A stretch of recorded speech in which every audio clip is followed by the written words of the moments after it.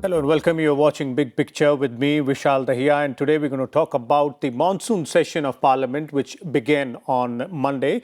It will have 19 sittings, and as per the legislative agenda of the government, there are at least 31 items on that agenda, including 2 finance items and 29 bills which will be taken up. There are several other issues which are likely to be taken up during this particular session. The opposition does have its own agenda in terms of the issues it wants to question the government on. We will get to see all those details there. But in the next half an hour, we'll try and understand what exactly it is which is high on the priority of the government's agenda and the opposition as well. And what is it that we can expect this time around from the monsoon session of Parliament. And for more on this, we're joined by 2 distinguished experts. Let me first introduce them to you. Beginning with, we have Ms. K.V. Prasad. He's a senior journalist, has been covering Parliament for quite a long time now. Chakshu Roy is also with us, head of the outreach at PRS. Welcome, both of you gentlemen. Let me begin with you first, Chakshu, and let's start by understanding the agenda which is there, both from the government side specifically. If you look at 31 items, 29 bills, and if I'm not wrong, at least half a dozen of them are the ones to be, put in place to replace the ordinances. Vishal, in your opening remarks, you rightly mentioned that the monsoon session is going to have 19 sittings. And, Prasad sir and I were talking earlier, and he was using a cricket analogy. So the run rate for the legislative agenda is quite steep. There are 38 bills pending. Government is planning to get Parliament's approval on a number of them. So on any given day, you would notice that Parliament will have at least 2 or 3 bills listed in either house for passing and Parliament's approval. Now, if I were to break up these bills into different categories, then the first categories are bills to replace ordinances. Between the monsoon session and between the budget session and the monsoon session, there were a couple of ordinances that were promulgated by the president. For example, there was an insolvency code amendment which was promulgated. Another bill was around the issue wherein there was last year there was an ordinance on air quality management that was passed. It lapsed. A bill was not introduced in the budget session, so that ordinance has been promulgated again. So this is one category of bills that will be there before Parliament, which is bills with to replace ordinances. Government also plans to introduce 17 new bills, and not only introduce them, also discuss and pass them during the session. I'll come to those bills later. But there are also certain bills which are pending from previous sessions. So, for example, there was a bill on DNA regulation which was referred to a parliamentary standing committee. The report of that standing committee was received earlier this year. So that is a bill that's going to be before Parliament. There is a bill that the government is planning to bring for allocation of coal blocks. So that's another bill that will be there. Okay. Then there are a couple of different bills. For example, there is on the economic side, there is a bill to decriminalize certain offences under the limited liability partnership law. So Parliament during this session has a mix of technical bills, some bills which are related to economic issues, some bills which are related to social issues, for example, surrogacy and how to regulate assisted pregnancies. So Parliament is having a full agenda. Government also plans, you mentioned that there are 2 items of financial business, so there might be certain supplementary demand for grants that will be coming before Parliament. Okay. So all in all, a comprehensive legislative agenda in addition to a number of issues that both the opposition and the ruling party would like to discuss on the floor of the House. Okay, very comprehensive out there, as you're pointing out, Chakshu, and a long list of legislative agenda there. But let me bring in Mr. Prasad here as well. Mr. Prasad, from your point of view, what are the key bills which should, which we should keep our watch out for in terms of not only significant for the government, but also in terms of, their overall implication? See, I would like to just say one thing, and this is very well known, that the monsoon session in this calendar of Parliament always is the legislative session.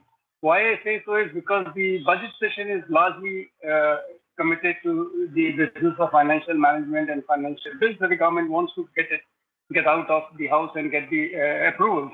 So it essentially leaves a big window for the government to come through the monsoon, session and try and clear as many legislation acts that it wants to, bills it wants to convert into acts. The primary responsibility, of course, as Chakshu has already pointed out, there are six, I think about half a dozen ordinances that need to be replaced.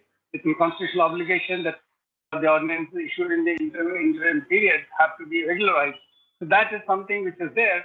Another issue is, of course, the financial agenda will be there.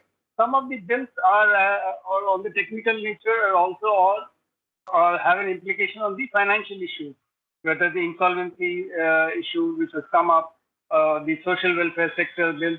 Every bill has an importance. Every bill has a significance and a bearing on some section of the society or the other, and a larger community of. Every bill has to be looked at in that totality. While the financial bills remain a topmost priority because the government needs money to run the schemes that is already announced in the budget and taken sanctions for. So supplementary price and bridges those issues. Okay. So I would leave it at that, to saying that for me, every bill is important, and the government of the day would like to clear as many bills as it can in this short 19-day session. Okay, indeed, every item on that legislative agenda has its importance in one way or the other, as you're pointing out, Mr. Prasad, that it does have an impact on one section of the society or the other out there. We'll talk about the opposition's agenda as well. But before that, let me, bring in the parliamentary-related standing committees also here in the picture. And Chakshu, all of us are aware that the intersession periods are usually the time when these parliamentary committees do most of their work in terms of looking at different bills or different other items, giving their reports, preparing them as well. There's been quite a lot of work which has happened, looks like, in this intersession period, despite the restraints due to COVID pandemic. And the same were referred to by the chairman of the upper house on the first day itself as well. So how would you sum up, the kind of work which has happened in the parliamentary standing committees during this intersession period? Vishal, we heard the chairman of Rajya Sabha talk about the work of parliamentary standing committees. He quoted some statistics. He said the average percentage of attendance in the parliamentary committees was closer to 50%. The meetings of the parliamentary standing committees on average were around 2.5 hours. So these are numbers that he quoted. Actually, the chairman for the last few years has been tracking the functioning of the parliamentary committees very closely. In fact, I remember about 2 years ago on the floor of the House, he had actually mentioned statistics as to how the parliamentary committee, Rajya Sabha Secretariat, he quoted numbers wherein attendance was low, meetings were not happening as often, and made it a practice to share with the House the functioning. And the reasoning for that is that parliamentary committees are mini parliaments, and as is often said, that Parliament, when it is in session, it is on show, and Parliament in committees is when Parliament is at work. So a lot of the heavy lifting of the nitty-gritty and the technical work of Parliament happens in parliamentary committees. To give you an example, during the intercession period, there were a couple of bills spending in Lok Sabha was pending in Rajya Sabha was referred to a parliamentary standing committee. Okay. Another bill on pharmaceuticals was referred to a standing committee. The standing committees met and discussed a number of issues related to the impact of COVID on the country. So I remember reading that the Committee on Labour and the Committee on Commerce were specifically discussing impact of COVID on different aspects of the functioning in our country. So two things will come out of the meetings of these parliamentary committees. One, these committees will identify as to what is the kind of work that has been done by the government, which is the accountability function of Parliament. Mm-hmm. And then the committees will also make a number of recommendations based on listening to the government and listening to other stakeholders, suggesting to the government as to some measures which the parliamentary committee thinks will be useful in strengthening the governance structure of the country. These reports will then also form the basis of discussion in the two houses when such issues are brought up for discussion, and members will refer committee as to what are the areas where more work needs to be done to ensure a governance. Opinion, parliamentary committees play an absolutely right on their functioning. The importance of parliamentary committees is highlighted. Okay.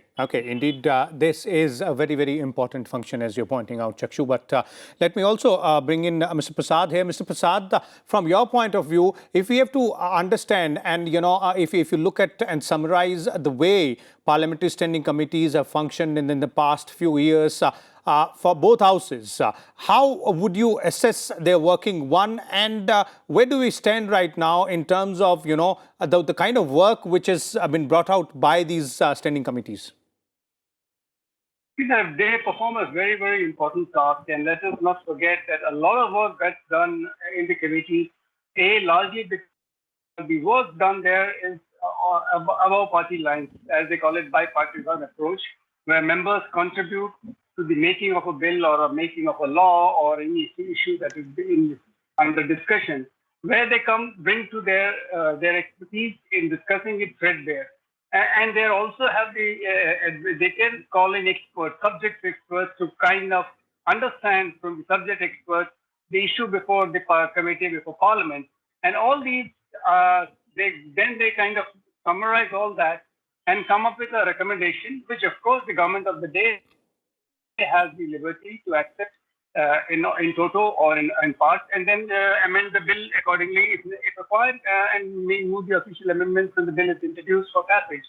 Having said that, a lot of work done, and today, as we heard the chairman, who has been making a concerted effort to make this committee work far more efficacious, and also ensure the participation level goes up. I think maybe a few sessions ago, he had made this announcement where attendance of members was kind of made, brought to the public domain. So that actually makes the level of responsibility and also members' participation, it comes into the public domain.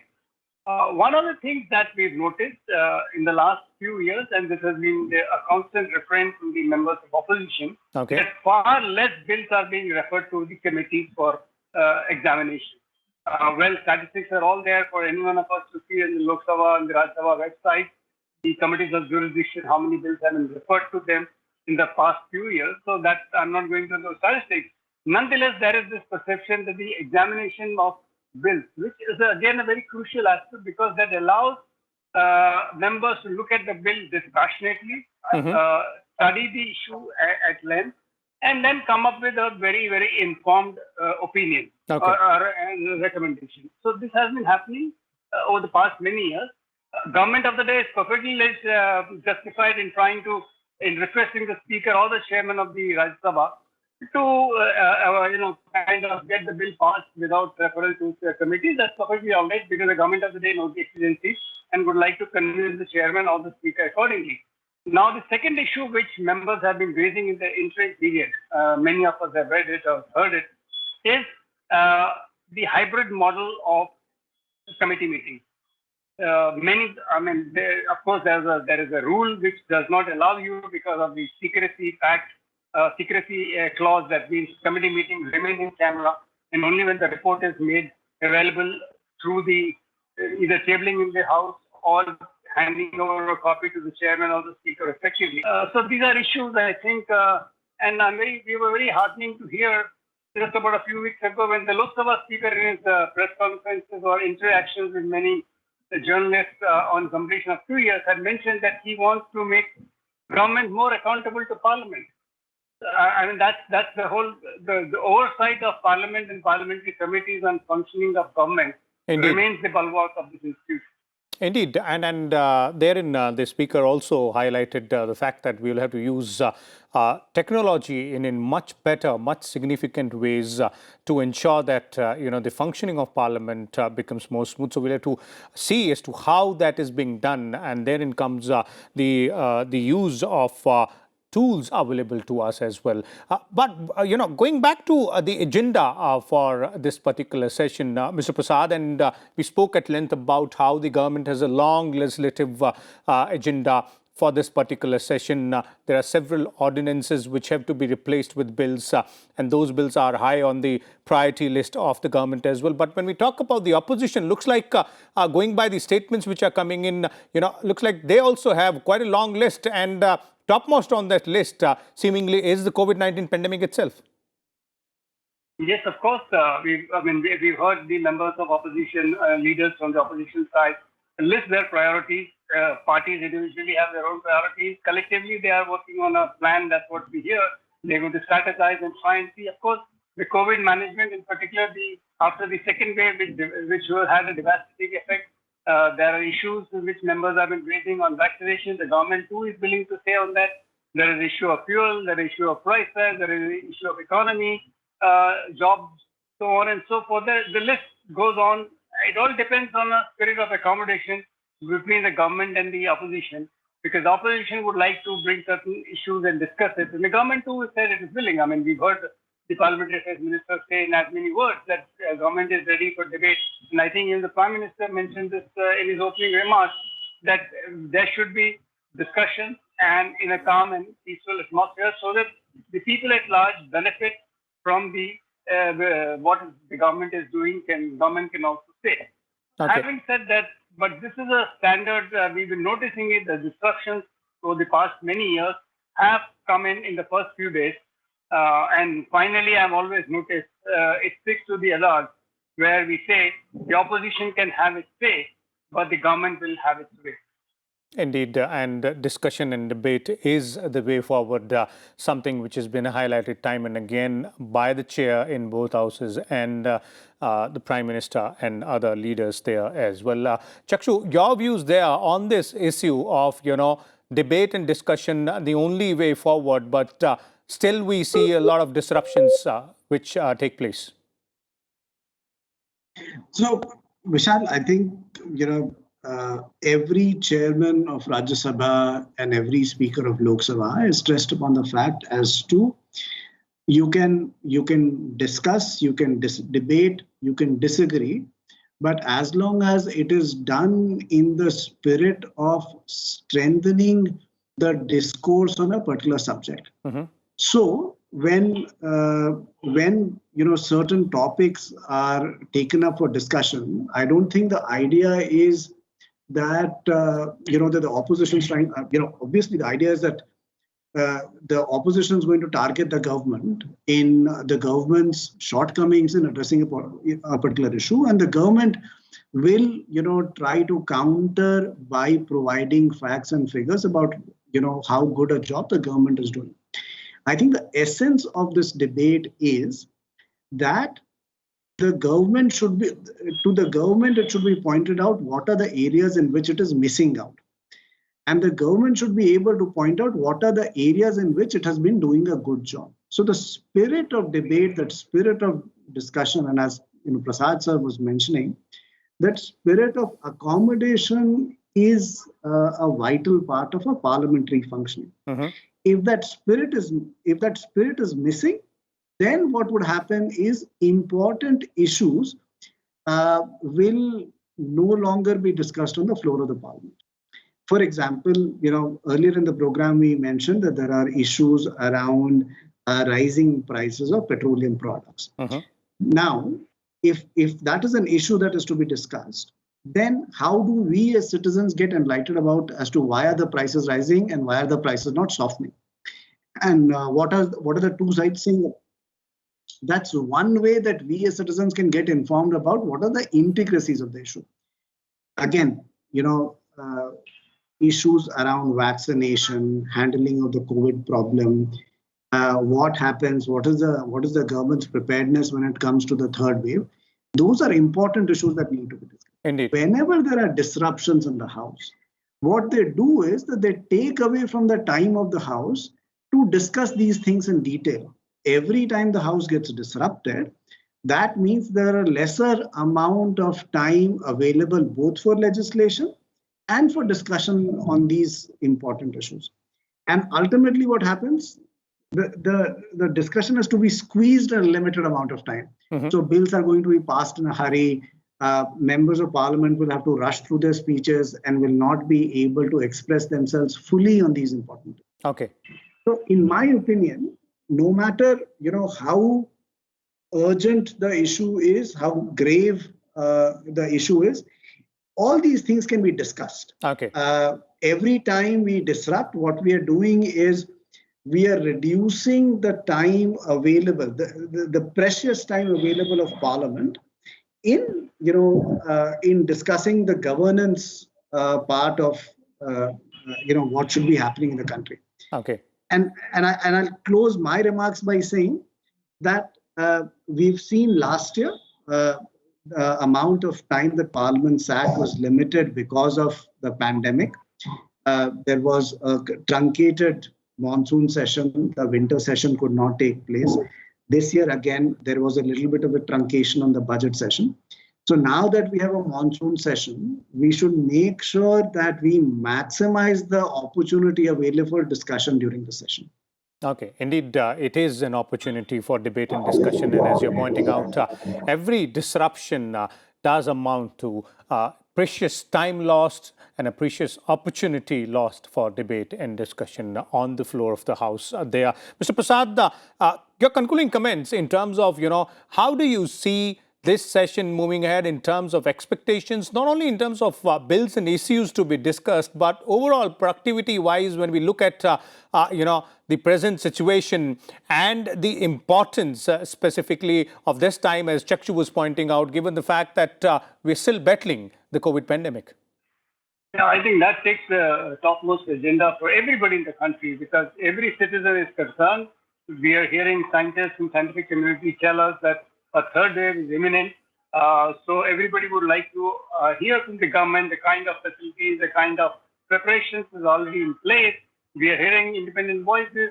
We are hearing people, the scientific community say different things. So hearing it authoritatively from the government of the day as to why, and especially remember, this is been coming in the wake of in the backdrop of the second wave, which devastated many people, many individuals, many families. So that is something. Vaccination, of course, is an area of concern, which Chakshu has already pointed out. The government has its own plan in place to vaccinate every adult Indian by the end of 2021 December. So all these are issues that people would like to understand what the government has to tell every individual through Parliament. So these are the other issues. The price rise is an issue which obviously if we hear a debate on fuel. So these are matters that touch everybody and everyday life. Okay. So I think that's where Parliament remains a forum, and the best forum where the government of the day takes people into confidence and tell everybody what it is doing and what are its plans to keep the country safe and secure.